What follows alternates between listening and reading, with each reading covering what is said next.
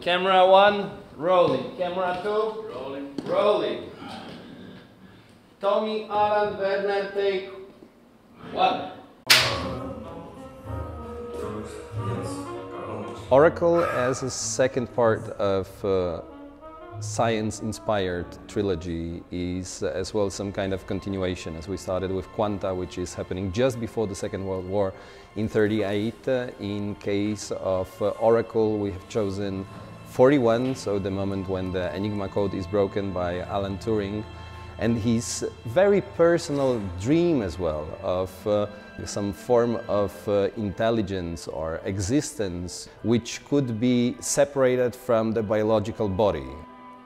Much more personal project which needs to lead to something and which on the way.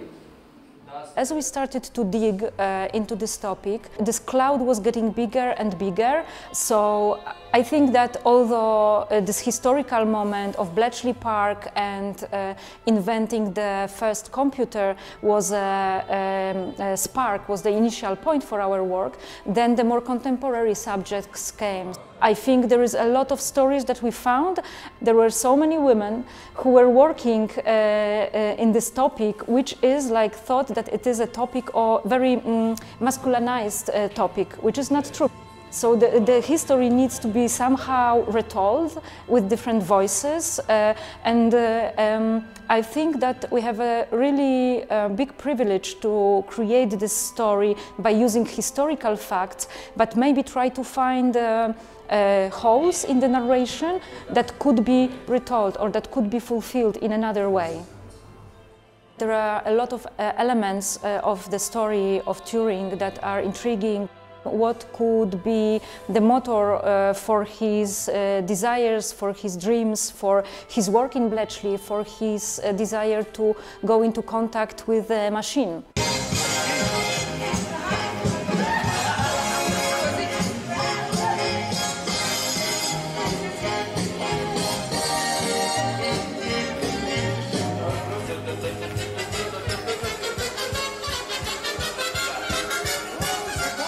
In Oracle, we are going for swing dances. This is the Second World War time, and I just came up with this idea that we will speed up and we'll just go into jive for a beautiful social dance. The movement is swingy, kind of, very vivid. We'll just bring it back to the contemporary times. We are working with some specific, very detailed qualities of movement that would be suitable for the camera and for the big close-ups that we use in the piece.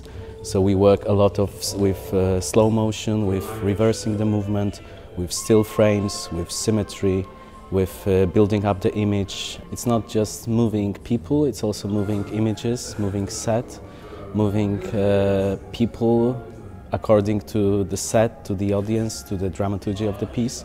It's quite a complex approach to choreography.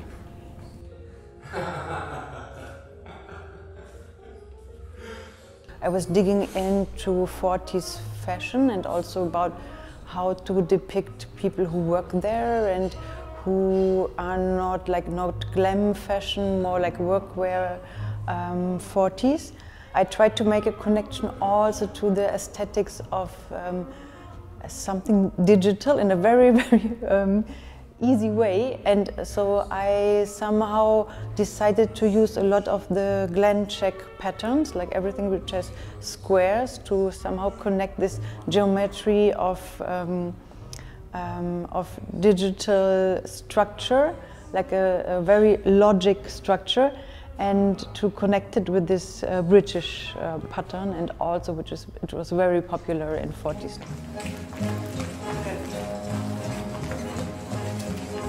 I also work in movies, so I'm quite used to using this kind of frame and to have details on the collar or on the shoulders, and to think about that this part of the costume is like beautiful in the camera, but it's also about contrast and about lights and about colors.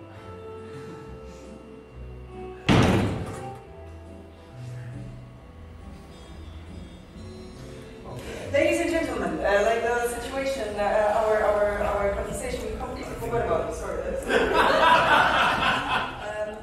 The choreography of the set lead a lot of aspects to the play. So the movement of the play, the dynamic of the play, the environment and the possibility to have different space. It drives us, it drives the acting, it's driving the dramaturgy in different areas.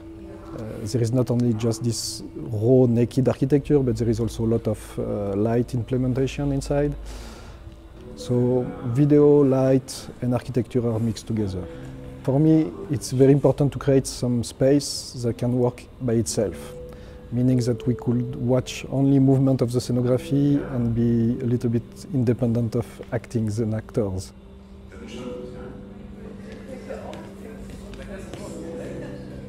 Theatre and this hybrid form, how we call it, I believe has much more possibilities of building multi-layered narrations.